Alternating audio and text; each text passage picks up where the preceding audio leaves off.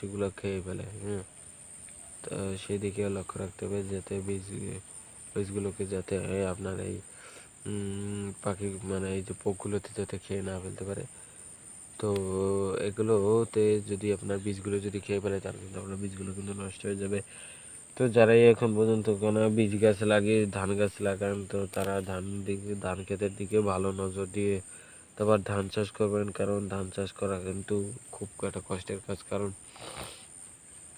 এই ধান করা, বীজ করা, কাদামাটিতে সারাদিন কষ্ট করা, এটা কিন্তু খুব একটা কষ্টজনক কাজ। ঠিক আছে, তো মানে এর কাজ যারাই করবেন কিনা তারা ভালো জায়গা দেখে মানে করে বুঝে শুনে তারপর করবেন। তো অনেক অনেক ধান ক্ষেত আছে যেখানে আপনার বীজ হয় না।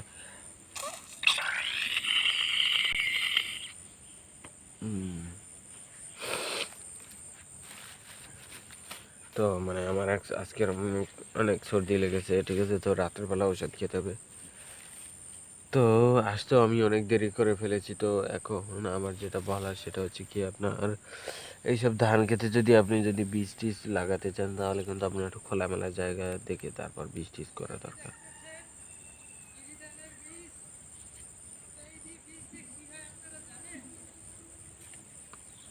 কে তোমার আবার চেতাই লেখেরা?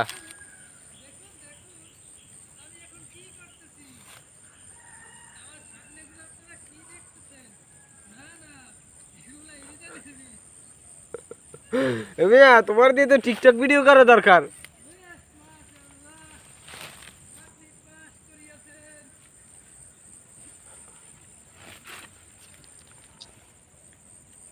তোমাকেই তো দরকার এই জায়গা।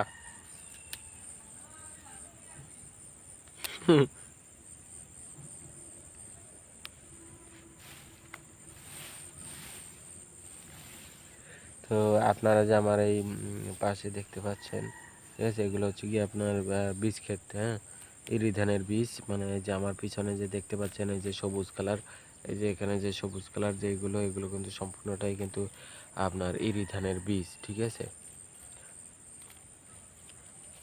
তো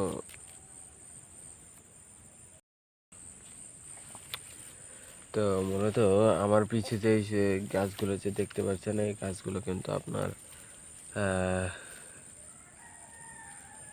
এই গাছগুলো হচ্ছে কি আপনার ধান গাছ। ঠিক আছে, তো এই গাছগুলো যদি আপনি লাগাতে চান তাহলে কিন্তু আপনার একটু খোলামেলা জায়গার দরকার। এগুলো ধান গাছ না, হ্যাঁ, এগুলো হচ্ছে ধানের বীজ, মানে কি চারা। ঠিক আছে, মানে ছোট চারা। এগুলো হচ্ছে কি আপনার ধানের বীজ কিংবা চারা। তো মানে পিছিয়ে যে ধানের বীজগুলো যে দেখতে পাচ্ছেন, এগুলো দেখতে কিন্তু মূলত